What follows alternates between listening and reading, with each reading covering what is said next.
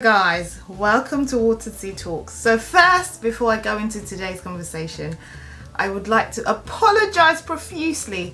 So I was supposed to upload a video on Friday, but we were away, and I thought in my head that I would be able to record while we're away and I'll be able to share that, but it was just a myth. I couldn't do it.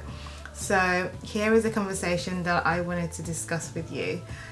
And I keep repeating this conversation in different forms, and the reason why I keep doing that is because every time I look around me, I can see the product, or I can see the finished product of this topic, or the impact of this topic, which is, are we losing the war or the battle in regards to social media and our kids? Join us. Let's dive in.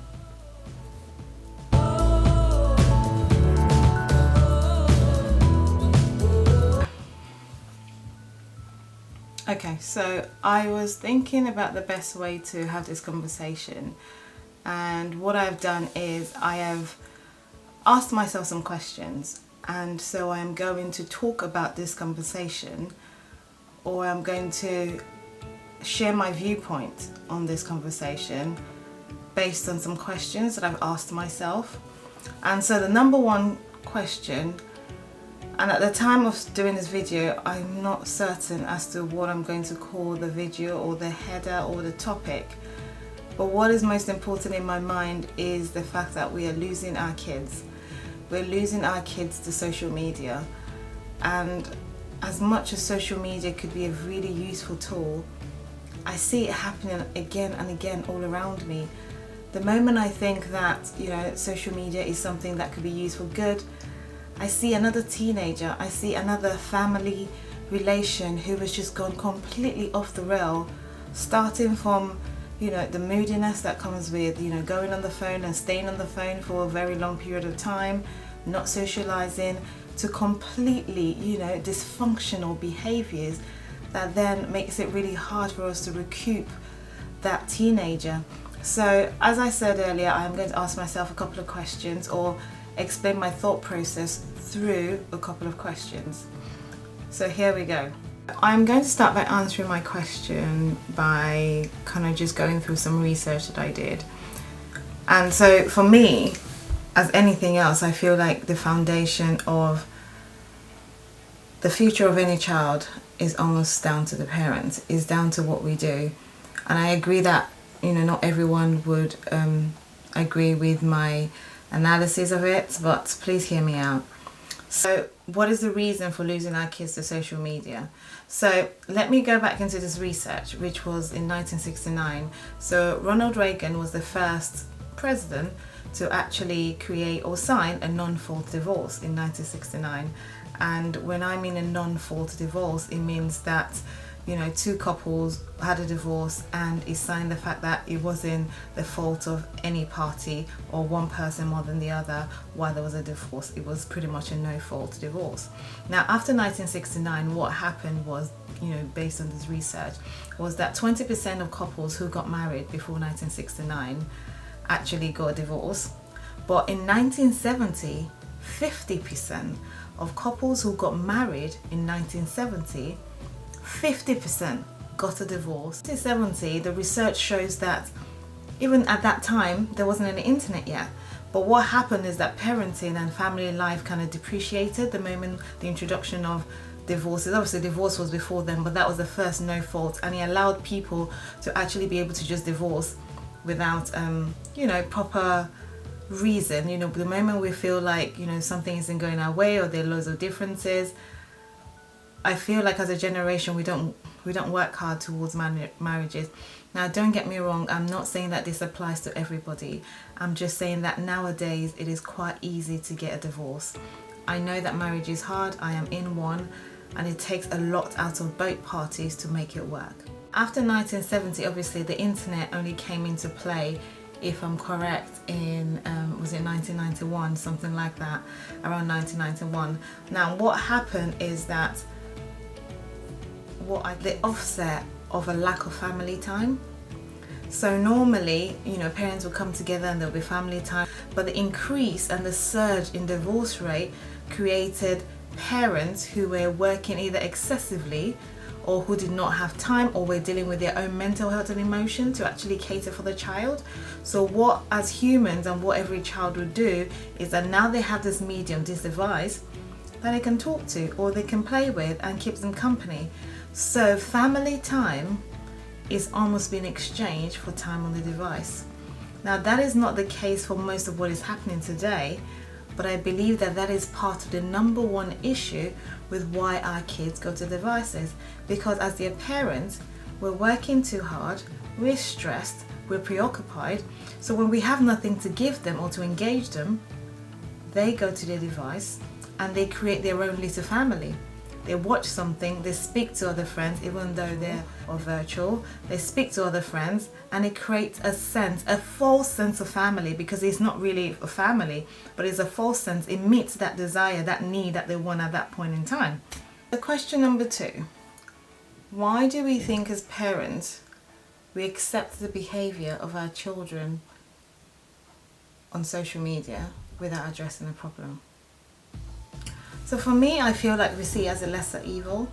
So because we think that if our kids are in their bedroom, we know where they are. It means that they're safe from abduction, they're safe from sex, drugs, alcoholism, they're safe from bad company. So in our mind, in our subconscious mind, we think that they're safe. But what we don't realize is that yes, they're safe from those things, but we are creating another problem. We're creating a problem that is actually beyond our control, that the moment that problem is formed, there is nothing we can do about it. For us, it means that they're not being left out. It means that they can engage with their friends online, they can do all of those things under our watch, so we don't have to worry about that. And I feel like it is false. I feel like we're dealing with a bigger demon here, and it's going to take a generation, it's going to take work to rebuild what has been broken if we carry on this way. In my case, what are the particular problems that's been associated with excessive use of social media? I mean, I would talk from a personal level based on relations, niece, nephews, and I can see firsthand depression.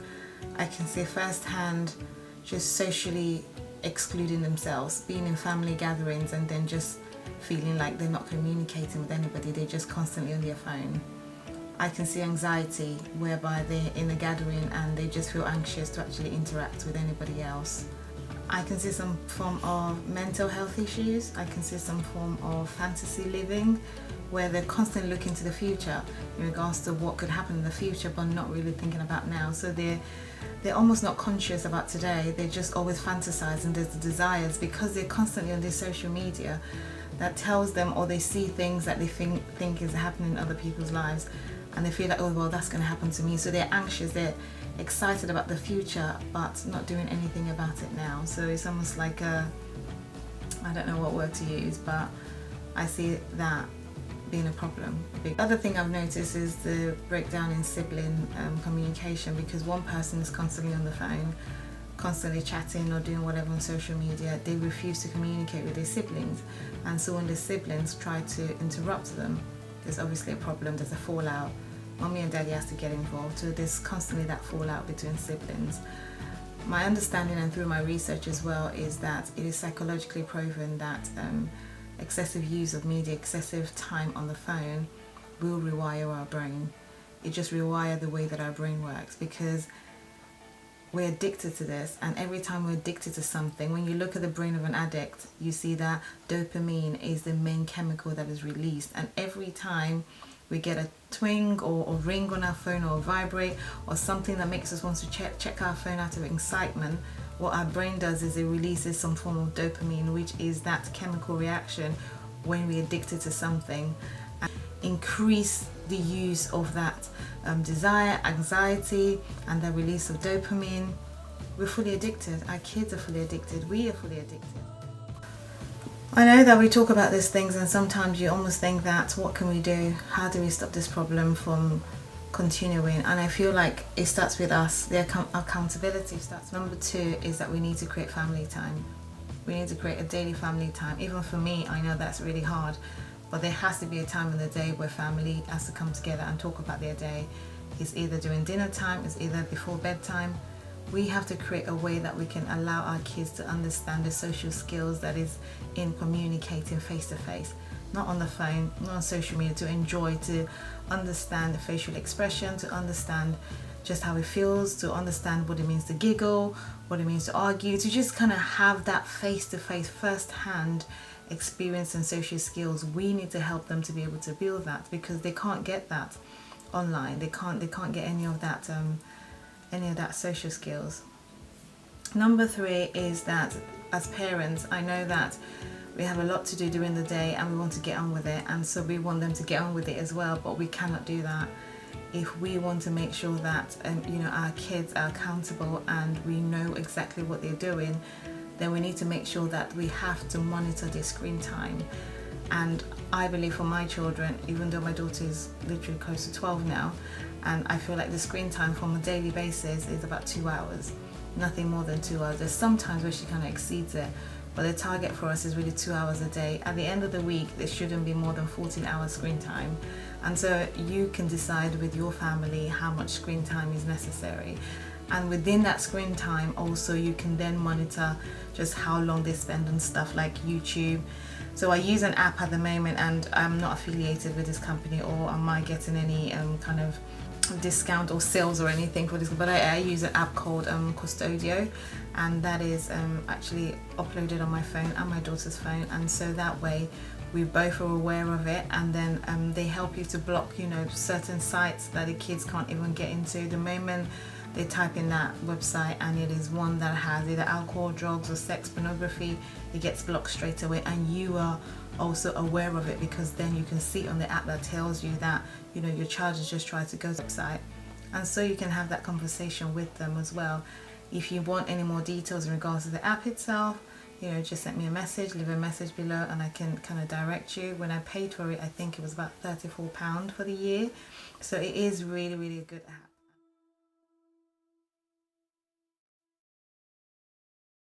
That's the thing, that parents have to have the conversation with their children as to the main reason why they use social media, because I think it's important to have the conversation with our children. Do we use social media for just vanity, take pictures of ourselves, let people look at us and say, oh wow, this person is beautiful? Or do we use social media because we want to communicate with our friends who we don't see on a daily basis? What are you using technology for? You need to have the conversation in your household. What is the point? Because technology is good in its good use, but we need to make sure that it's being used for that purpose and nothing more. It's just almost like a child playing with their Lego toys, and somehow in their brain, while they're having their play, their brain tells them exactly when to stop playing, or where they feel that they're tired of playing with their Legos, and then they come to mommy and ask for something. The problem with social media is that there isn't a stop button. The moment you're on it, there isn't anything that allows you to say, okay, now I've had enough. It is almost a continuous process. So if we're on that, if our kids are on that every day for the rest of the week, where there's nothing stopping them, it's a problem. It's a problem that we need to be aware of. It's a problem that we need to deal with. Yes, we think it's subtle. Yes, we think that we're just letting our kids be our kids, but no, we're not letting our kids be our kids, because we're losing our kids. I'm seeing family members and younger generations of active children, active boys and girls get to their teens and become completely unsociable. They become people that are just saying, oh, hello auntie and bye auntie, and that is the only conversations that they're having with us. And because most of the time they're on their phones chatting with someone they can't see, while the family member next to them, they can't actually communicate with them. So something has to be done, because eventually there is conflict. There's conflict between parents and children, and then they start to think that when they're 18, they're okay to leave their house, and there's just so many things that stems off from this behavior. It also shows that children who are addicted to social media, or who spend close to over 24-30 hours a week on social media are more prone to depression, anxiety, social bullying, because that is all they do on there. So the moment someone leaves a negative comment on a picture, it really kind of just drowns them down, because this is my family, this is the family that they've created, and all of a sudden there's a negativity with it. So it takes them into depression. I mean, I don't even want to go into the part of self-image where they're looking at people online and they just feel like, I don't fit in, I'm never going to look like that. So too much time on this platform does not benefit our children. We need to ask, as much as we're thinking about the quantity that they're spending on social media, we also need to ask ourselves the quality of what they're watching. What are they watching on social media? Are they watching empowering stuff that helps them to be better people, that helps them to want to achieve, that helps them to want to be better? Or are they just watching things of fantasy, things that are never going to exist in the real life? Reality shows that are completely hairbrushed, that are just actors just pretending and living a certain life that doesn't really exist. Is it what they're watching? So we really need to deal with this. We need to tackle this, because if we don't, we're going to have a generation of kids lost mentally, and kids who are emotionally unstable, and who are going to pass this emotional instability, unhappiness to children, because we know that happy parents create happy children, and if our children cannot be happy, then the generation of children after them is going to be impacted. So I really just wanted to leave this with you today to say,